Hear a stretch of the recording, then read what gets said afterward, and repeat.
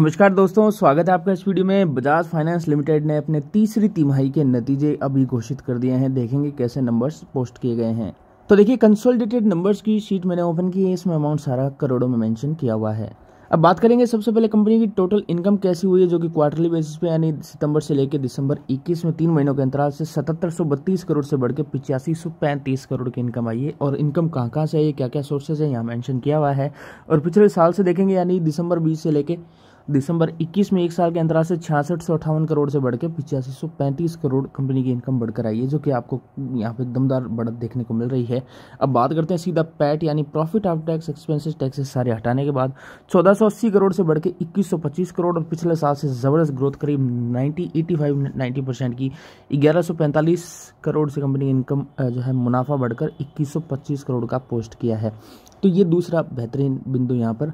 और बात करें खर्चों के बारे में, एक्सपेंडिचर कंपनी के 5727 करोड़ से कंट्रोल किए गए हैं, गिरे हैं 5667 करोड़, जो कि पिछले साल 5103 करोड़ के थे। कंपनी खर्चे काफ़ी अच्छे से मेंटेन करती है, तभी ये रेवेन्यू में जो ज़बरदस्त जंप आपको देखने को मिला है। अब देखिए, ईपीएस जगह अर्निंग पर शेयर 24.58 से बढ़ के आई है 35.26 रुपये की, जो कि पिछले साल 19.08 की थी। यहाँ भी आपको लगातार ग्रोथ दिख रही है क्वार्टरली और ईयरली। अब देखिए, कंपनी का AUM जिसको हम बोलते हैं एसेट अंडर मैनेजमेंट AUM बढ़ के देखिए 1,43,550 से ईयरली बेसिस बढ़ के 1,81,250 करोड़ का हुआ है। और नेट कंसोलिडेटेड प्रॉफिट मैं आपको ऑलरेडी बता चुका हूँ 1146 करोड़ से बढ़ के 2125 करोड़।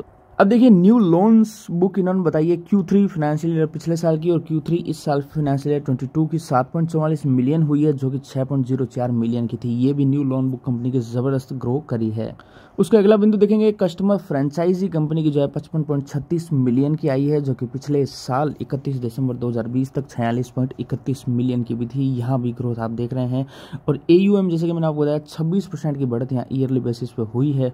उसके अलावा कंपनी का NII देखेंगे यानी नेट इंटरेस्ट इनकम, ये 40% जबरदस्त ग्रो करी है, जो कि 6000 करोड़ की पोस्ट करी है, जो कि पिछले साल 4296 करोड़ की थी। अब देखिए, ग्रॉस NPA और नेट NPA कंपनी ने शो किया 31 दिसंबर 2021 तक का, यानी लेटेस्ट क्वार्टर का 1.73 और 0.78 रेस्पेक्टिवली। और वही जो है पिछले क्वार्टर यानी सितंबर 21 में 2.45 था और नेट NPA 1.10 था। तो 2.45 से कंट्रोल आकर आया है 1.73 का, और नेट NPA 1.10% से हुआ है 0.78 का। तो ये एसेट क्वालिटी में कंपनी का जबरदस्त सुधार हुआ है।